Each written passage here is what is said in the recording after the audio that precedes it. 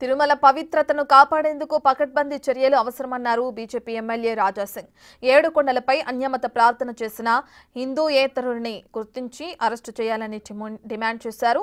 కలిపిరి checkpost దగ్గరే పటిష్టమైన జాగ్రత్తలు చేపట్టాలని సూచించారు రాజాసింగ్. ముస్లిం సమాజానికి చెందిన ఒక వ్యక్తి తిరుమల అట్లాంటి కొండపైన నమాజ్ చదువుతున్న అట్లాంటి ఒక వీడియో వైరల్ అవుతుంది. నేను చాలాసార్లు తిరుపతి తిరుమల వెళ్తా. మధ్యలో ఒక చెక్ పోస్ట్ ఉంటుంది. ఒక ఎమ్మెల్యే ఉంటే కూడా అక్కడ వెహికల్ మొత్తం చెకింగ్ అవుతుంది. మేము కూడా దిగాలి, మా మొత్తం సామాన్ కూడా బయట పెట్టాలి. ఒక్కొక్క సామాన్ చెక్ చేస్తారు, ఒక్కొక్క బ్యాగ్ చెక్ చేస్తారు. మంచిది అది. కానీ ఇప్పుడు మా ముఖ్యమంత్రి గారు చంద్రబాబు నాయుడు గారికి, అదేవిధంగా టీటీడీ చైర్మన్ గారికి ఒక రిక్వెస్ట్ చేయాలనుకుంటున్నా. చాలామంది వేరే వేరే ట్రావెల్స్తోని వెహికల్ మాట్లాడి తీసుకొని వస్తారు.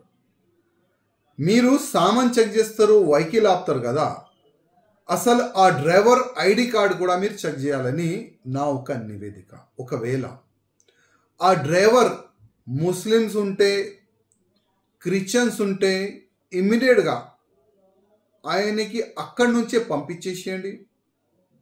లేకపోతే మన తిరుపతి తిరుమల దేవస్థానం ఫ్రీ బస్సెస్ కూడా నడుస్తుంది. ఆ వెహికల్ కిందనే పెట్టి ఆ భక్తులు వచ్చిన వాళ్ళకి ఆ బస్సు ఫెసిలిటీస్ ఆల్రెడీ ఉంది. ఆ ఫెసిలిటీస్ చాలా బాగుంటుంది. అదేవిధంగా దీనికి ఒక ప్రచారం చేస్తే చాలా బాగుంటుంది. బ్యానర్ పరంగా కానీ, మీడియా పరంగా కానీ, సోషల్ మీడియా పరంగా కానీ. వేరే మతములు డ్రైవర్లు కూడా ఉంటే తిరుమల కొండ పైన ఎంట్రీ లేదు, అట్లాంటివి కూడా ప్రచారం చేస్తే చాలా బాగుంటుందని నేను టీటీడీ చైర్మన్ గారికి ఒక రిక్వెస్ట్ చేస్తున్నాను. ప్రతిసారి మనం చూస్తున్నాం తిరుపతి తిరుమల దేవస్థానమే టార్గెట్ అవుతుంది. ఎందుకంటే యావత్ భారతదేశం కాకుండా యావత్ ప్రపంచం నుంచి శ్రీ వెంకటేశ్వర స్వామి భక్తులు వస్తారు, దర్శనం చేసుకుంటారు. అక్కడ నుంచి హిందుత్వం స్ట్రాంగ్ అవుతుంది, హిందూ ధర్మం పట్ల ప్రచారం అవుతుంది మంచిగానే.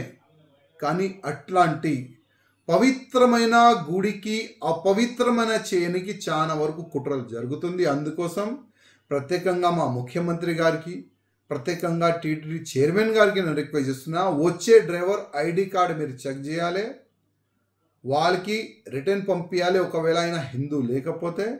అదేవిధంగా ఈ వీడియో వైరల్ అవుతున్న ఆ వ్యక్తిని దూడాలండి, చూడండి ఏ వెహికల్లో వచ్చిండు, ఎవరు ఏం సంగతి, ఆయనకి అరెస్ట్ చేసి జైలుకి పంపిస్తే మళ్ళొక్క వ్యక్తి ఇట్లాంటి పని చేయరు. నేను ఆ విధంగానే అనుకుంటున్నా.